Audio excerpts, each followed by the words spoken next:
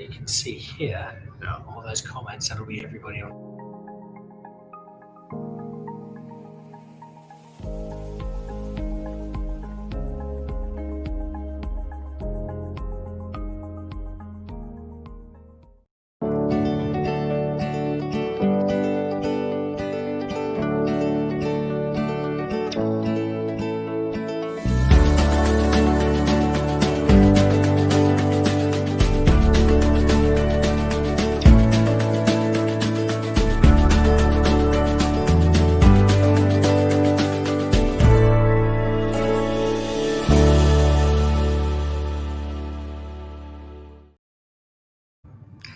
And that little video will give you a pretty good idea of what wine we are talking about this evening. Hello, welcome to Dan Really Likes Wine, presented by Pick and Pay. And it's not just me, but a very special guest joining me in the form of a bottle of Vilafonte. And that bottle comes with a guard who's been looking after it and stopping me from drinking it until the show started. Someone who's been with us on this show before. Very good evening, Mike Ratcliffe. Dan Nicol, good evening, and everyone out there in Dan Nicol land. It's lovely to have you on. Lovely to have you up here in Johannesburg, escaping Stellenbosch, and here at Marble, which is our home for the evening. Not the first time we broadcast the show from here. A big thank you to David Higgs and his assistant Gary Kiriakou for loaning us the space for tonight. It's a busy night because there is, I think, half the wineries in South Africa are trying to fight their way into Marble at the moment. We've got Vilafonte here later tonight and Holden Mudd, so you might see Gerard Holden wandering around in the background at some point. But for the show today, we're drinking some great wine, and we're also drinking it with some company, because I don't just have Mike with me, I also have somebody from London. I shudder to think what he's wearing today. It's always a bit of a lottery. Let's see what the wardrobe is. From Hanford Wines, Greg Sherwood, good evening. Greetings, Dan. Greetings. Good to see you guys again. Lovely to see you, Mike. Hello, Greg. Good to see you. Looking dapper as ever. Thank you. Before we start talking about wine, Greg, how are things in London? Are you all locked down? Is life still a little odd in the English capital? To be honest, Mike, I've literally, before I logged on to you, I just finished having a little tasting with one of my suppliers with a few new wines. And we were just talking about what a tragedy it is for the on-trade. I mean, London was just getting back on its feet. Furlough was going to end in October. Business was just kind of getting back, clawing its way back, and now these kind of lockdown measures again is totally, I mean, just nobody's going out in the city or in central London. So it's really, really bad. It's just terrible. Obviously, wine merchants are still selling wines. You know, the odd person goes to a pub on their lonesome for a pint, but I mean, it's just, you can't really operate. It's terrible. So we'll see what happens. You know, it's not great.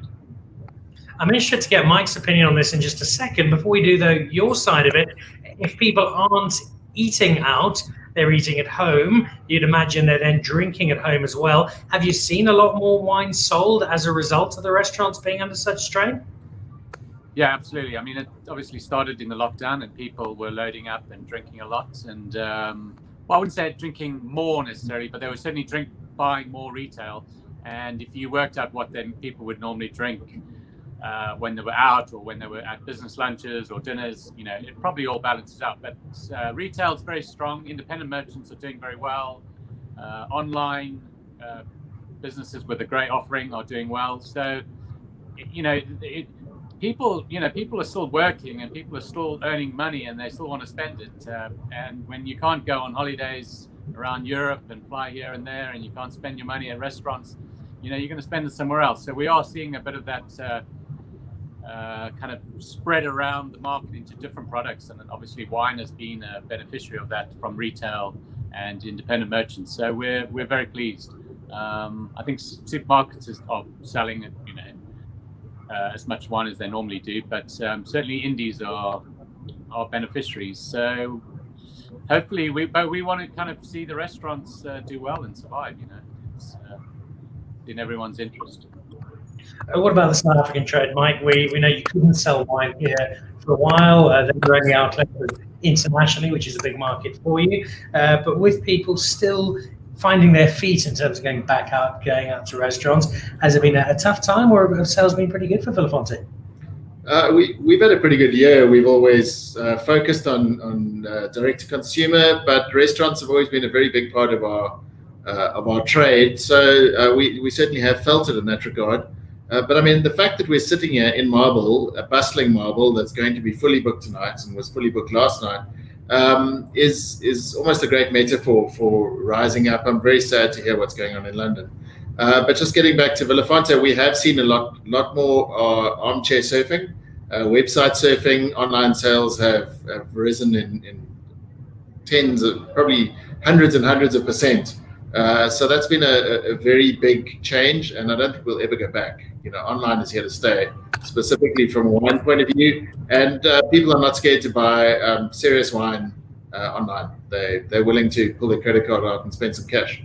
They're doing it though with wine that they trust, wine they believe in, wine they know is going to deliver what they're expecting for considerable outlay. And Vilafonte sits very much at the top end of the price bracket of South African wine, and that pays tribute to the wine that you've created over a relatively short space of time.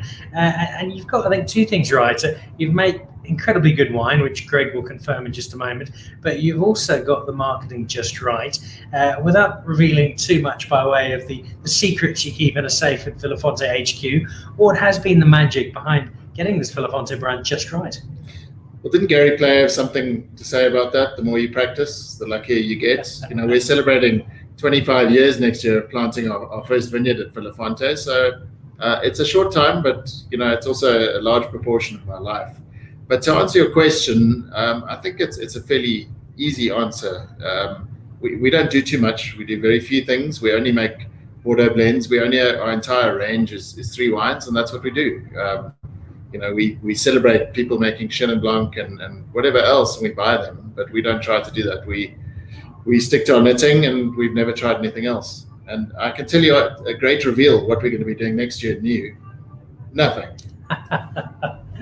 Which I think everyone will be quite happy with, because you've struck a chord with people right around the world, London being amongst those. Greg, if we look at the Vilafonte brand, how is it received in the UK? And given it's very much one of our top South African brands, how does it compare in the eyes of consumers in London with the big Bordeaux blends? I would say Mike will always be a bit modest sometimes with the success of it, but I would say the most important thing is from day one, when they decided to go live with the A3, the quality has been there every vintage, and almost kind of freakishly, it's been better in almost difficult vintages. So that's always been an exciting thing. If we look at, say, 16, which was a difficult year, and Mike made some of the best wines in the whole of South Africa of any kind, Bordeaux blend or otherwise. So that's been very exciting. So it's a real thing that we've been able to rely on. And I think stylistically, when you've got that quality consistency and people can put trust in a wine that's not cheap, but it's well priced for the quality, they can put their belief in it, and they're never disappointed. And they know they can drink it now, they can cellar it, they can share it with friends who are very, maybe snobby about wines, and say, well, they drink Bordeaux or they drink California. You put those wines, Vilafonte in the mix, and it never disappoints, and often it'll win the show. So, and that's just time in, time out. So that's hugely important when you're selling wine in, say, London market, where we are just awash with the greatest wines from around the world: California, Australia, New Zealand, South Africa. So it's really, really important. And Mike's wines have always performed really well. A very simple message, but consistent message of quality, precision, and a kind of stylistic focus. And it's really finding. We knew it would take a while, certainly at least a decade to really bed in, but it's really finding traction now, and Mike can see that with his sales, I'm sure. Broadly speaking, we've got in terms of the flagship ones, you've got one that's left bank style, one more right bank style. Give us a couple of names of the ones that recognise big French houses, but you very happily set a series and more seriously against them. Name is on a blind tasting. People would have to be tough name which. Sorry, Dan. I think I think you're breaking up there a bit. We got you loud and clear, Greg. Can you hear me now? Yeah, that's better. Sorry, you were saying about the right bank. Stop downloading that movie, Greg. You can finish that off later. Given the styles of the two wines on the flagship of the overall trio, give us a couple of the big French houses who you would line up a Series M or a Series C with. However, comparison, they do really well. Yeah, so the great thing is, I mean, if you look, there have been some other brands in South African history who started out just to make one wine or maybe two, but obviously with a Bordeaux blend, you're going to have bits and pieces left over. So it's fantastic that Mike's got this Cabernet-based style and this Merlot-based style. And certainly for the Series C, it lines up beautifully well with a lot of the big Napa Cabernets and a lot of the left banks of Bordeaux. And just having that, it's slightly kind of ironically, the M, Series M, which is Merlot-based, being released a little bit later than the C, where you would normally think it would be the other way around. But M is almost kind of taking this, muscling in on this kind of big brother role. And it certainly stands up there with the serious Pomerol Centimillions and some of the maybe kind of the great Bulgari Merlots. So that's very exciting. And then we've got, the Seriously Old Dirt, which is just gives you that tantalizing taste of what's in the Vilafonte bottles, but at a slightly more accessible price, but with none less of quality. So these wines, certainly line up with the big collectors and the big serious drinkers, with really some of those the finest from all these places, and often at a lot higher prices. So I know everyone whinges about price, but I think South African wines, we will still look back on even our most expensive wines and think, wow, they were really cheap, weren't they? Excitement is building ahead of giving back on the show. Grant Smalls watching us on YouTube. Hi guys, looking forward to tasting content 2018 and also looking forward to member allocation in November. Many people who've got that date from in the day. And then Paul Burgoyne, who's the global head of wine at Standard Wine. Beautiful wine, can't wait to taste it. I'm sure it won't be too long before we do some of that in the Burgoyne. Right, Vilafonte Series C 2018. Talk to the broader vintage first of all. We know 15 was rock solid. I was finding a lot of winemakers talking about 17, possibly even better, as especially the cab start to unfold.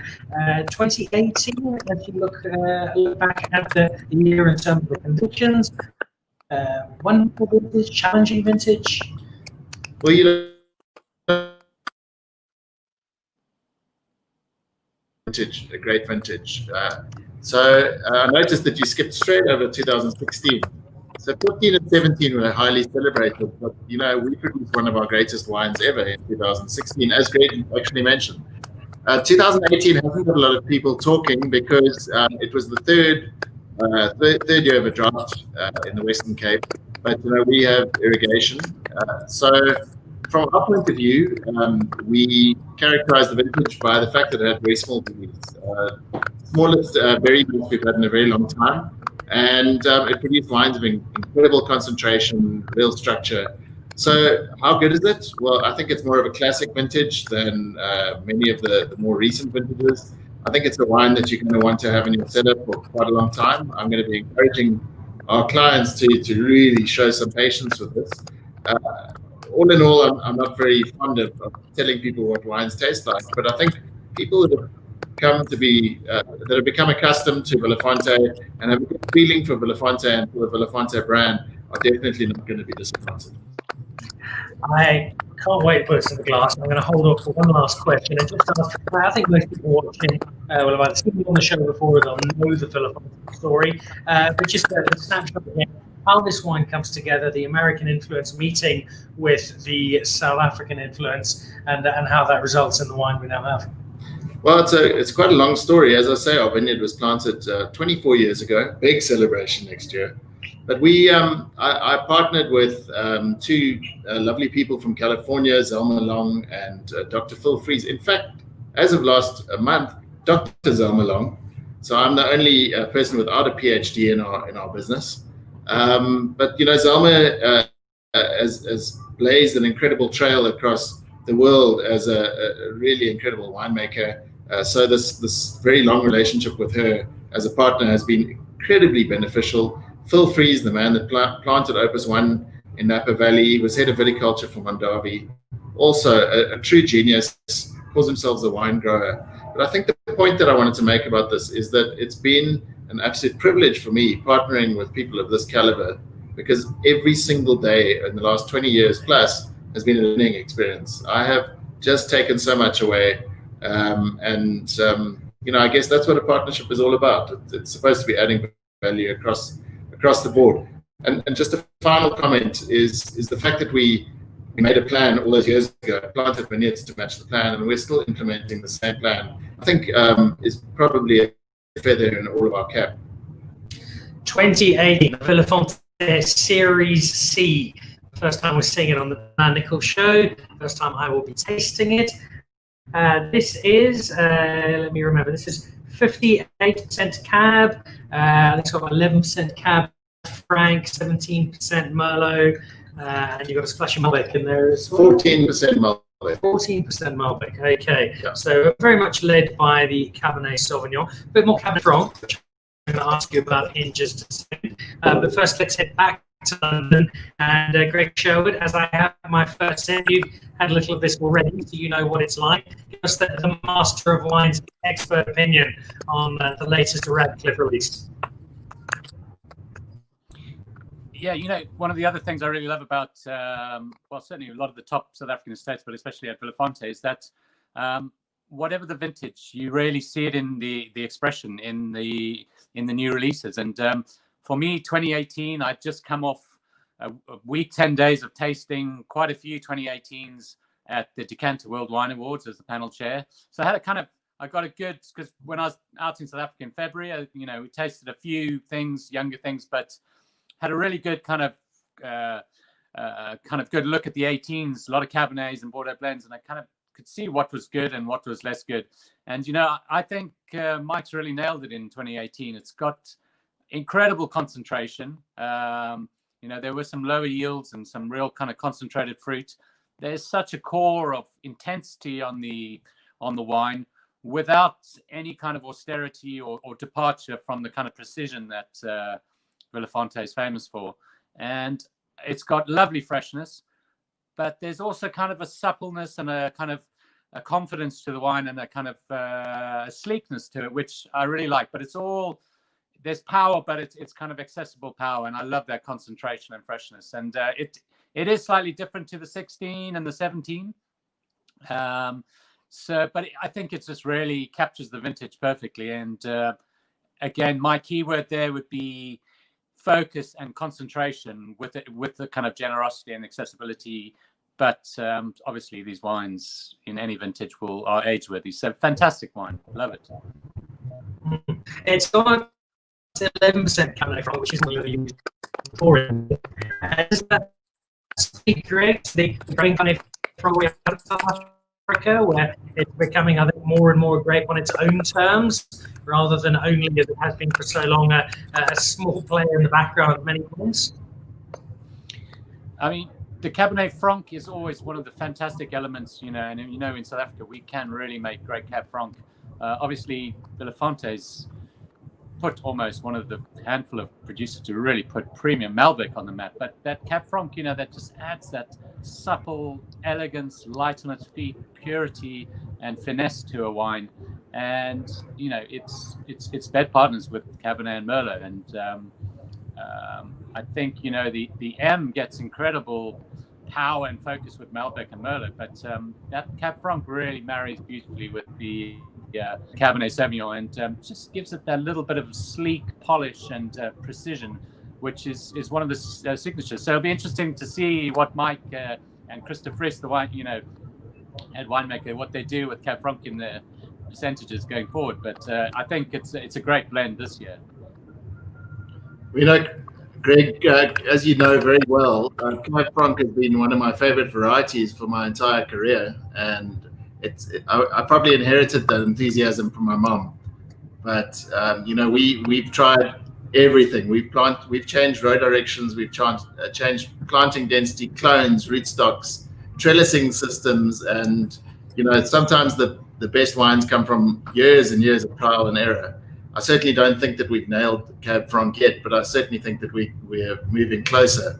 And the fact that there's only 11% in the Series C, but on the rise, I think plays tribute to the fact that it's starting to match Cabernet Sauvignon for the gravitas in introducing this blend. It'll be very interesting to look forward 10 years to see what happens. I mean, at the moment, there's no plan to change anything, but I think Cabernet Franc could probably stake a greater claim in this blend, in the same way that Series M is really M&M with Merlot and Malbec driving it. Who knows? This could become more of a CNC as the Cab Franc challenges for its position. It sounds like a gladiatorial show, doesn't it? As you say that, and this will probably affect your clients as well, Greg, so I'll get your thoughts in a moment, but you created a wine that has become so popular. You've got this big fan base, and so they're expecting something. To what extent do you try and deliver a wine that they will recognize very clearly as this is the Series C because it tastes like the one I had last year, versus, well, this year the Cab Francs come through really nicely. This year the Cab needs a little more. Getting that balance between expectation and getting the very best out of what your resources you have. I think the answer is absolutely yes. We try to produce something that is readily identifiable as Vilafonte. And actually my team know that because we've done it so many times, is that when we get to the point after many months of deliberation that we actually feel like we've got the final blend, when they give it to me for the final taste, if I don't say that tastes like Vilafonte, then it's a big fat failure. So we do have a house style, and the house style is not artificial. It's a vineyard style. We've never bought in grapes for Vilafonte. We've never sold grapes. We literally rely on our little patch of dirt, which is the Vilafonte soil type, and there's nothing else. So it has to reflect. And I truly believe that at the high end, consumers really know what they're talking about. I also truly believe that if we change style or didn't reflect that they would be disappointed. Greg, when you're selling your Vilafonte allocations, when they come through to London, what is the level of expectation? And I suppose it applies to many of the wines that you sell. When it is an iconic wine that's particularly popular, are people anticipating getting something very similar year in, year out? I think what they're expecting to get is very similar and very consistent quality. I think most of the more sophisticated consumers would probably be slightly disappointed if somehow Chris de Vries and Mike and Phil and Zelma somehow tried to brush away or blend out some vintage variation and vintage character. But as Mike says, they've never bought in fruit. The style that you're tasting in Vilafonte is not a kind of concocted style. It is the style of precision viticulture in the vineyards that they've been working so hard with over so many years. And you have the ability to make an incredibly precise wine and kind of know what components you need to build to kind of get a similar quality and style for the following vintage. But we do, fine wine buyers and collectors do want a little bit of vintage variation within parameters, and they don't mind a wine being a little bit more accessible or a little bit tighter or a little bit more backward or a little bit more structured, as long as it's what they're familiar with and what they know for that style and that cuvee or that producer. So that we've got no qualms about buying a vintage, sticking it in your cellar for 2-3 years before you even look at it, and kind of going to a younger vintage if it's more accessible. So it's a very sophisticated market here, and those are the people that are buying Vilafonte. So there's no problem with any of those factors whatsoever for us. We have very educated consumers, and they've so far been very, very impressed with Vilafonte. So long may it continue. I think they're going to be very impressed when this particular vintage hits the shelves, because you've delivered another cracking wine together with the team, and thank you for it. I want to take advantage of having you here to look at your other space. which is owner of Stellenbosch, as the chairman of Stellenbosch Wine Routes. Stellenbosch as a whole, we know the restaurants are battled. We know tourism has been a really big downer for South Africa as a whole. Where is Stellenbosch at the moment? I think starting to come right. And how optimistic are you about the next 6 to 12 months in the Winelands? Well, the many restaurants in Stellenbosch actually reported a very strong September, if not a record for many of them. October started extremely well. We had a number of incentives in place to get people out of their comfort zone, out of their living room, back into the restaurants. I think that was greeted with quite a lot of enthusiasm. We also had some pretty good weather, which helped. You never discount the weather and getting people out onto the streets. So I think there's definitely a tentative revival coming along. Wineries still struggle with the issue that they can't sell wine on weekends, which is an idiotic rule. I think we can all agree. So wine tourism, which is traditionally a very strong revenue stream for a lot of the wineries, has been a disaster, because people go to wineries on the weekend, drink a bottle of wine there, have a meal there, want to take a few cases home and get told that they can't. So that's tough. But I think overall Stellenbosch is rising, not just in terms of the tourism business, but there's this real tangible unity at the moment. There's a cohesive strategy. We're looking forward to 2021 with great leadership, great strength, and great plans going forward. So the things you can control, we're controlling. Let's head back to London. Greg, when we look at Stellenbosch, Wines in South Africa doing a terrific job marketing South African wine as a whole, and it really helped to offset the worst of lockdown, particularly when the international sales were our only outlet. How far are we going in terms of the English consumer, the London consumer, understanding not just South Africa, but understanding Stellenbosch versus Swartland versus Paarl versus Hemel and Ada, and with Stellenbosch in particular as our best known wine region, how many people are coming in and wanting to know or engage specifically with Stellenbosch rather than South Africa, as they get a bit of regional feel for our wine offering? So Dan, as Mike will know, when the young guns were strutting their stuff, and a few years ago, and Stellenbosch was sitting Stellenbosch Paarl, kind of Franschhoek, big guns were all resting on their laurels a little bit. There were people feeling that their noses were put out of joint. And as I try to explain to them, these young guns grew up drinking great Stellenbosch iconic wines. So relax, they have a respect, an ingrown respect for the great terroirs of South Africa, of which Stellenbosch is one. And they respect that. So I think now we've kind of gone full circle. It got people out of their deck chairs by the pool in Stellenbosch and saying, actually, we need to do a bit more and be a bit more proactive, and can't not just let our brands kind of do all the talking. Let's go out there, burn some rubber on the pavements wear some shoes down, go and see the clients, go and see consumers, see hotel buyers, just get out there and spread the message locally and internationally, and not rest on laurels.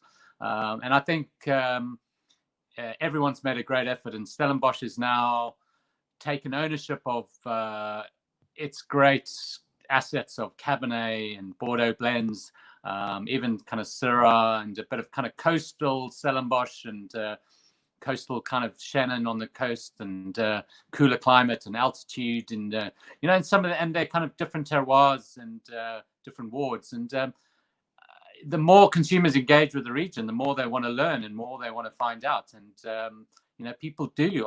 At the moment, everyone's going bonkers for kind of Polka Dry, because they know it's all this hectically decomposed granite and gives you all these searingly acidic, kind of fresh, piercing Shannons, and some lovely, cool, precise Cabernets and Syrahs. So people are kind of digging, and then looking at some of the cooler Helderberg stuff and Simonsberg. They are kind of digging down, and it's great to see. We don't necessarily drive that and push that education as merchants. We give as much education as we feel the consumers want to hear, and at the moment they want to hear more and more and more, and that's fantastic. So we give them as much as they want to hear. So it's all good. It is it is a good news story. What's your sense of Stellenbosch on the global stage? Is it coming more and more into its own? Well, it's coming into its own in a very strong way, mainly because people that live in Stellenbosch, not just winemakers, realize that they live in paradise. It's an absolute gem of the winelands, and they're starting to talk about it with some sort of pride. People are also that in the wine industry are starting to realize that the wines are pretty damn good, and so they're putting their shoulders back a little bit and speaking with confidence. And I think the start of any movement is people feeling that they're part of something and that they can start talking about it. So it starts with unity, it moves to confidence, and then it starts moving into communication. What's very interesting, and it's at the early stages, but it's definitely the start of a trend, is investment. We're starting to see people jumping onto the Stellenbosch bandwagon and saying, hang on, I want a piece of that. And my prediction over the coming years is that there will be an accelerated amount of people moving into Stellenbosch, buying land. There's going to be an accelerated amount of competition for Stellenbosch grapes. And it's going to get cutthroat, and it's going to get cutthroat very soon. And you're going to see a very fast uptick in the cost of grapes in Stellenbosch. That's the next trend. Watch this space. Speaking of trends, Greg, we know that Cabernet Sauvignon is and has been for many years a hallmark of Stellenbosch, and from that the Cabernet-led blend, the Bordeaux blend, or I think Stellenbosch blend is almost a better name for it. What do you see coming out from Stellenbosch that's perhaps rivaling Cabernet Sauvignon in terms of other varietals? Look, I mean, from Stellenbosch, we've got some fantastic Chenin, some old vine Chenin, and there's, I think, I think, as Mike says, I think there's a little bit of was a bit of complacency. I think people do know they live in paradise there, but when you live there all the time, you get a bit used to it and you get a bit complacent. I think it takes people from outside to kind of put your nose out of joint a bit and say, hang on. So the guys making great Chardonnay in Elgin and Walker Bay, and then kind of coming into Stellenbosch and saying, actually, like the Molineux buying their Stellenbosch Chardonnay and making one of the top Chardonnays by these Swartlanders, that put a lot of people's noses out of joint as well, And I think it led to a resurgence in great Chardonnay in Stellenbosch and a lot of coastal Stellenbosch. And it's just these kind of little things that ignite your passion again and just kind of get you back on track. I think there's obviously people like Renan Borman, at Boschkloof and doing incredible things with Stellenbosch Syrah, Jan Reinicker doing fabulous things for sustainable viticulture, winemaking, and some great Syrahs and cabs. But there's so many kind of, I still think there's unexplored avenues. There's I think what we'll see kind of in the years ahead is the competition for great Cabernet and the Bordeaux blend varieties will, as Mike says, get a lot harder and a lot stricter. I think any estates that maybe made wines and used to sell a bit of grapes or wine off are not going to anymore, or much less so. And there's going to be a lot of stiff competition. So I think people will start looking for maybe back towards a little bit of alternative varieties, maybe for older vine plantings of Cinsault again, or kind of other alternative Rhone varieties, little parcels or pockets. Maybe even a little kind of Stellenbosch resurgence with some Pinotage. I think pressure and market forces will push producers in that way. So, but it's exciting because I think your top estates like Warwick and Telima and Tokara and all these guys making, and Etienne Lariche and stuff, making incredible Cabernets and Bordeaux blends. Are going to kind of lead the way, but it will then necessitate people kind of maybe looking a bit, looking to see what else can we do. Some of the kind of what I'll call maybe the second generation of Stellenbosch young guns. And I think you'll see alternative varieties taking on greater gravitas, and I think that's incredibly exciting. And might be very interesting for you is the emergence of high altitude Chardonnay in Stellenbosch, with the likes of Telima having done it for years, Del Air is starting to own the very top slopes of their vineyard. Brittany, Skyfall, then Capensis, Uvamira. These guys are starting to, Rustenburg, these guys are populating the very highest slopes on Stellenbosch, and starting to find massive success. And there's a common thread that's starting to run through a lot of the top Stellenbosch Chardonnays, is the fact that they are sitting in these very, very, sometimes impossible to farm, high altitude sites in Stellenbosch. And I think for all of you listening out there, it's probably an interesting trend to watch. Stellenbosch Cabernet is very much entrenching itself and going from strength to strength. But I think Chardonnay might just be the next big thing, and it might be led by high altitude Chardonnay. Watch the space. Great. We'll be keeping a close eye on it for us. I see a few people have been checking in with us. Helen Nichol, my mum, all the way from Belfast, opened a Vilafonte last night. Seriously Old 2017. Very nice. Smile on the face of Mike Ratcliffe. Reginald Pepler joins us from Cheetah Plains up in the Sabi Sands. Hi, Mike. A lot of winemakers are making good Bordeaux blends. Nevertheless, you've proven yourself a legend in the making. Every time Vilafonte series crosses my mind, nostalgic. Keep it up. Thank you, Reginald. Thank you, Reginald. Hope all's well at Cheetah Plains. And then a question from Grant Sauls, who's watching us on YouTube. Does Vilafonte offer tasting events, or will they offer tasting events with partners at some point on new and library vintages? Well, we are a slightly odd winery in the sense that we don't have any kind of cellar door. So the general answer to that is no. We're not really open to the public. Having said that, we do run a fairly well-established and 15-year-old wine club. In South Africa, we have in excess of 800 members, and we do run regular members events, but they're not advertised generally. The invitations tend to just go to the members. So the answer is yes, but in general, no. Until one day, maybe we'll get a cellar door, but that's not top of our priority list right now. I was going to ask you that. Is there an idea at some point to have, I suppose, a home of Vilafonte?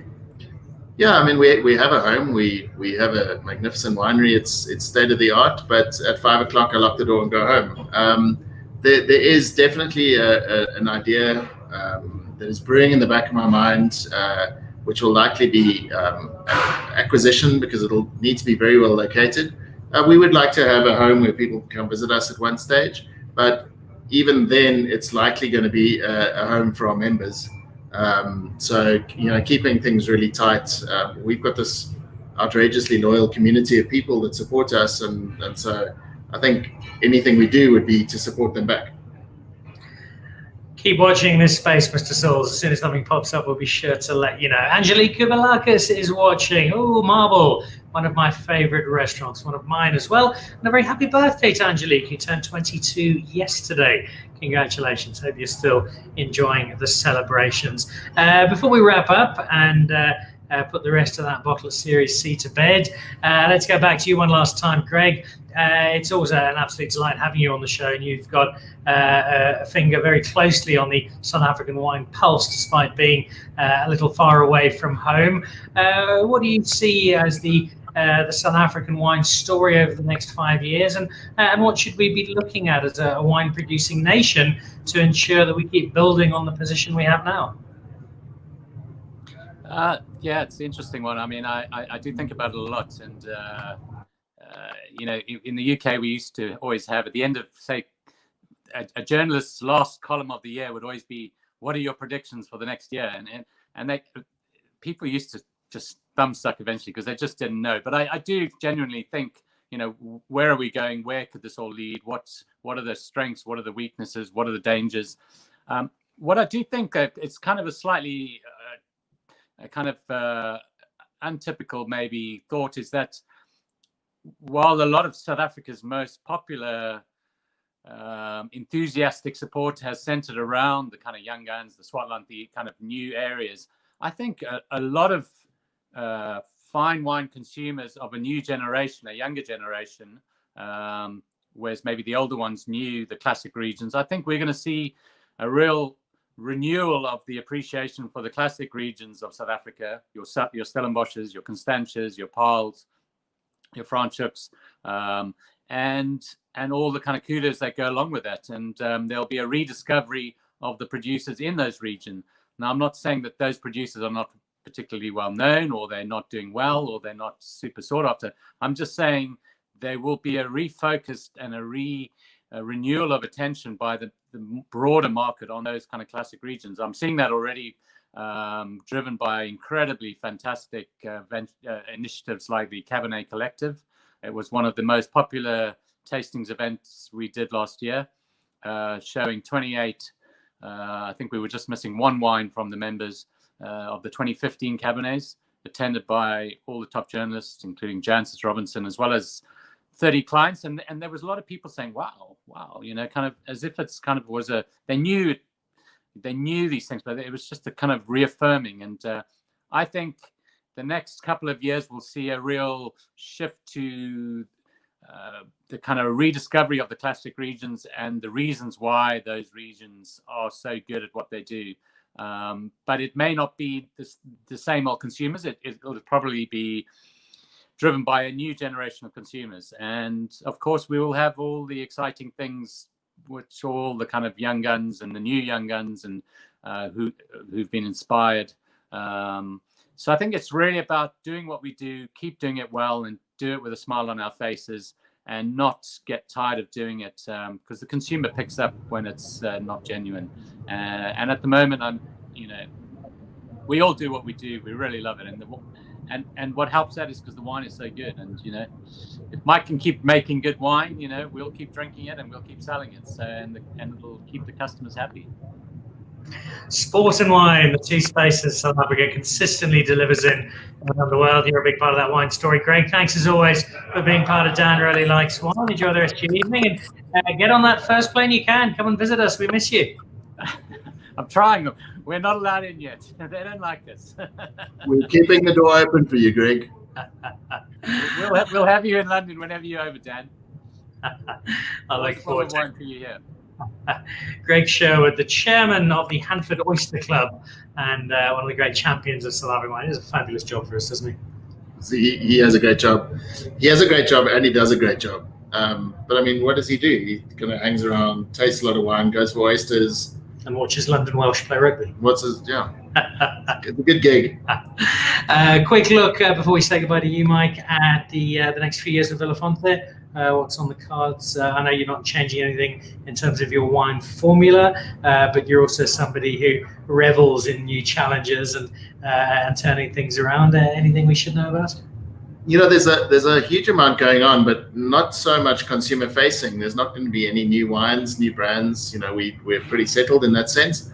But we have got new vineyards going into the ground. I'm very even excited to tell you that a few weeks ago we finished planting 2 hectares of Cabernet, which for us is an enormous amount of planting. And it took us 5 years of research so really planting some wonderful clones and rootstocks and changing row directions. That's a very exciting thing. But essentially, we're tinkering under the hood. We've got a relatively well-tuned engine, and we're just trying to fine-tune it a little bit more. So I think for all of you out there that are Vilafonte fans, you should expect your Series M and Series C hopefully just to get slightly better from year to year. That's our objective, and that's what we've been going on about for years.